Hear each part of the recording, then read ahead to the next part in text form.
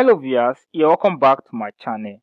In this video lesson, I've provided step-by-step solutions to the practice questions I dropped in the last video lessons on dimension. And in that video lesson, I told you to work out the dimension for the following derived quantities, and they are impulse, momentum, pressure, surface area, quantity of electric charge, electromotive force, and lastly, Young modulus. Again, what is dimension?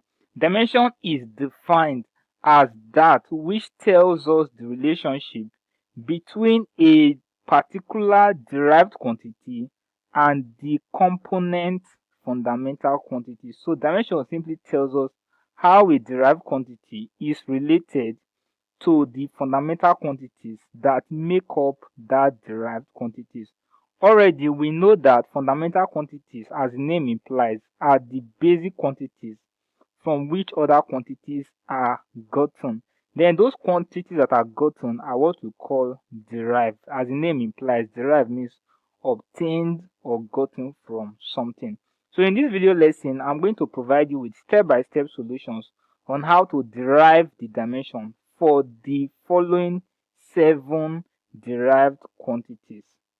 So the first quantity we are going to derive its dimension is impulse. And like I told you in the last video lesson on dimension, before you can derive the dimension for any quantity, you ought to know the formula, because without the formula, you can't go ahead to derive the dimension.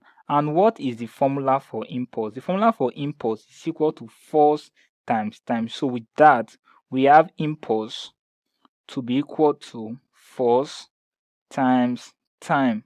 So we are going to ask ourselves, what is the dimension for force? And like I told you, force is a quantity which you ought to know its dimension rather than to start deriving it from the beginning. And the dimension for force which we looked at, or which we derived in the previous video lesson, is ml t raised to the power of minus 2 times time. The time is a fundamental quantity and the dimension for time is t. So as I said, in deriving dimension, it is better you write it in the fractional form. So I'm going to write this as ml. This minus 2 means over t raised to the power of 2 times time. Now t, we take off one of the t here because t squared simply means t times t. So let me just write that as ml over t. That's what t squared means, times t. So t will cancel one of the t. So when we do that, we are going to have ml over t. So it is better to write it or bring it to the index form. So mlt raised to the power of minus 1. So the dimension for impulse is ml t raised to the power of minus 1. Secondly, we are going to derive the dimension for momentum. So what is the formula for momentum? The formula for momentum is given as mass times a change in velocity. So momentum is equal to mass times a change in velocity. So what is the change velocity? Change velocity is just simply the difference between the final velocity, which is given as v, minus the initial velocity, which is given as u. In all, it is best we write it for the purpose of this video as mass times velocity. So initial velocity taken away from final velocity is t velocity. So what is the dimension for mass? Dimension for mass is given as m. Remember, mass is a fundamental quantity. And then the dimension for velocity is given as L over T. So how can we write this? So M times L is ML over T. So we can best write this in index form as ML T raised to the power of minus 1, because originally there's a 1 here. So when we write it in index form, it becomes ML T raised to the power of minus 1. So what can you see from here? You can see that the dimension for momentum is equal or is equivalent to the dimension for impulse, which we derived in number 1. Though they don't have the same formula, but they share the same dimension. So the third quantity we are going to derive its formula is pressure.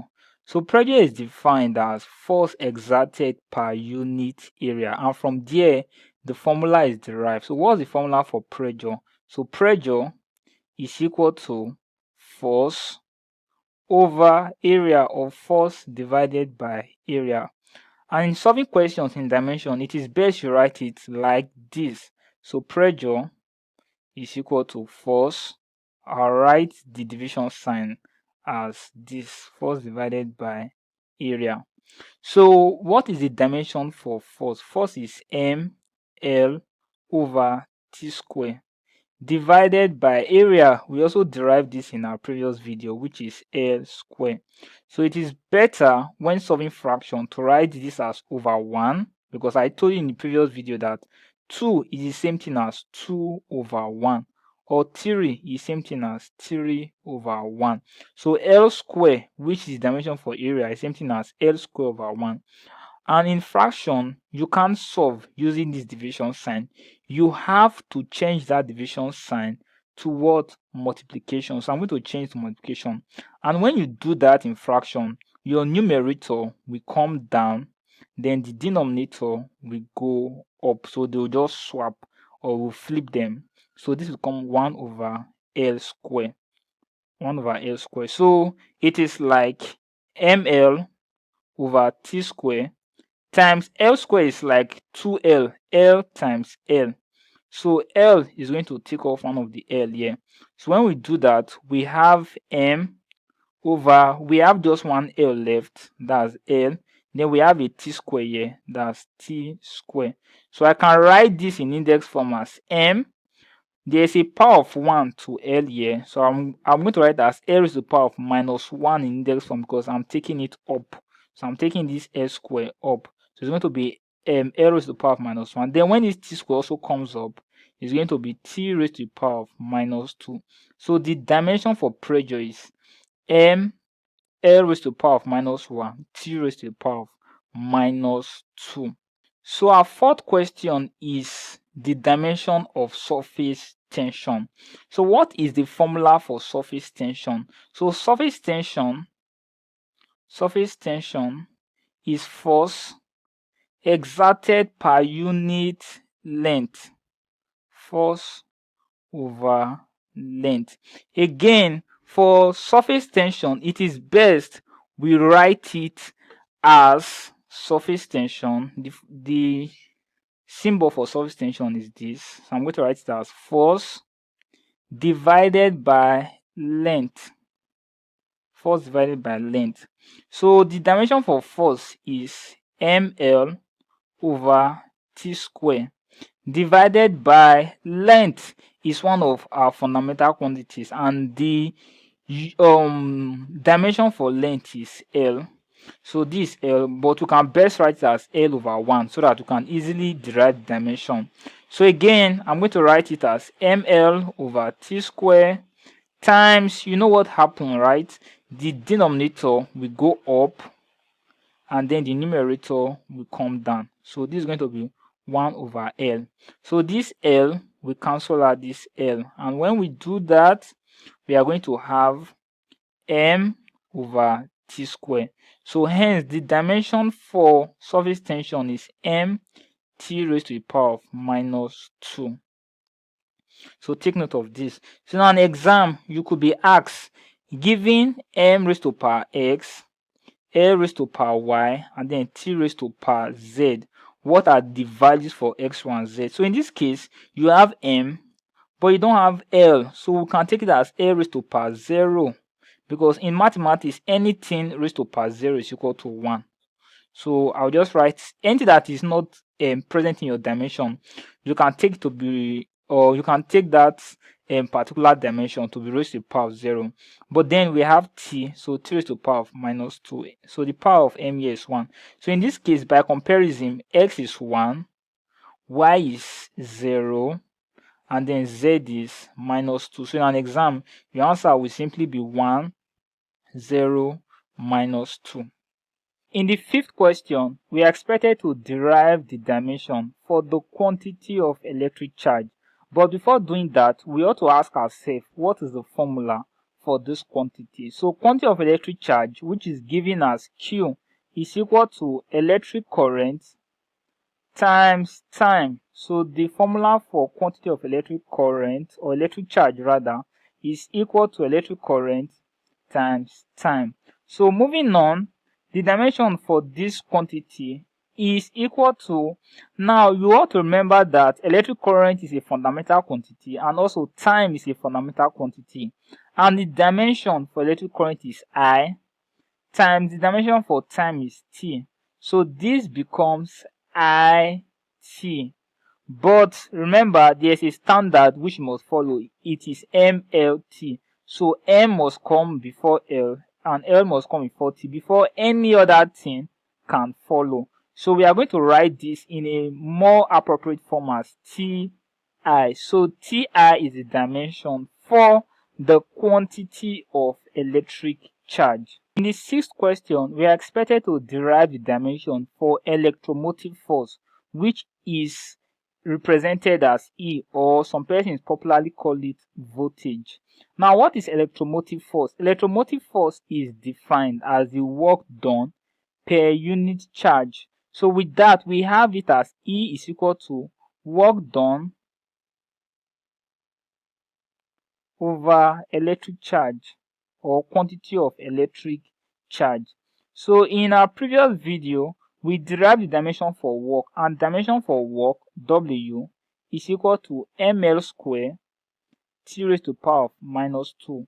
Then for electric charge, which we derived in question 5, Q is equal to Ti. And like I said, in deriving dimensions for quantity, it is better you write this division sign as this.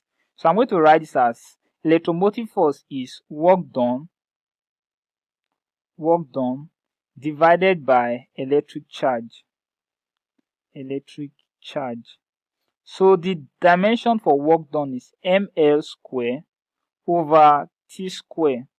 Then divided by, for electric charge, it is Ti. So I'm going to change the division sign to multiplication. So when I do that, I'm going to have ml square over T square times 1 over Ti.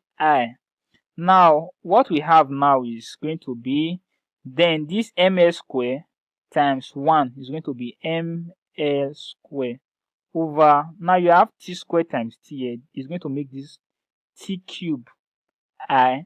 So when we write this in index form, it's going to be ml square T raised to the power of minus 3, then I raised to the power of minus 1. So this is the dimension for electromotive force. So do take note of that.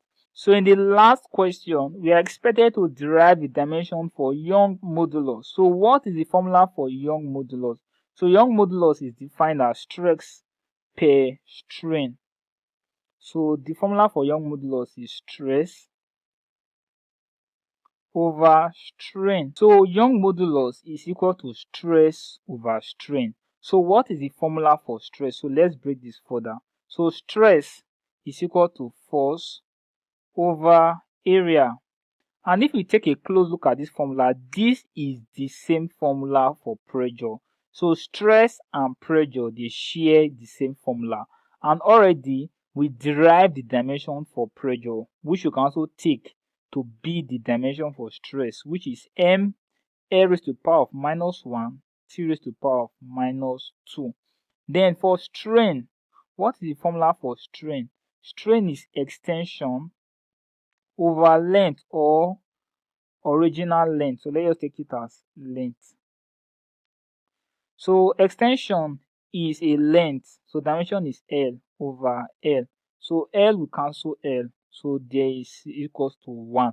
And like we said, numbers are dimensionless, so they cannot appear in dimension equation. So the formula for Young modulus is stress divided by strain. So this is stress divided by strain. So I like writing it in this format because it makes derivation easier. So for stress, the dimension, like we said, which is also similar to pressure, is m over lt square divided by strain, which has no dimension. So let's take this as 1. So we are going to forget about this one because numbers do not appear in dimension equation.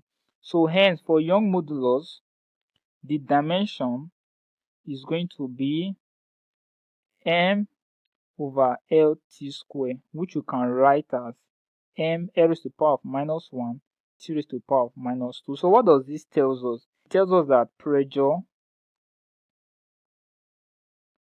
stress, and Young modulus, they share the same dimension. So these three quantities, pressure, stress, and Young modulus, they share the same quantities. So viewers, I hope you enjoyed this video lesson and you learned something from this video lesson. Do it to give this video a thumbs up and also share this video lesson to your friends so that we all learn together. If you have any question, comment, or suggestion, do it to leave them in the comment section of this video. And if you haven't subscribed to this channel, do it to click on the subscribe button and also turn on the notification icon so that whenever I release any video, you always get notified. So till you get to see my next video, do have a wonderful time.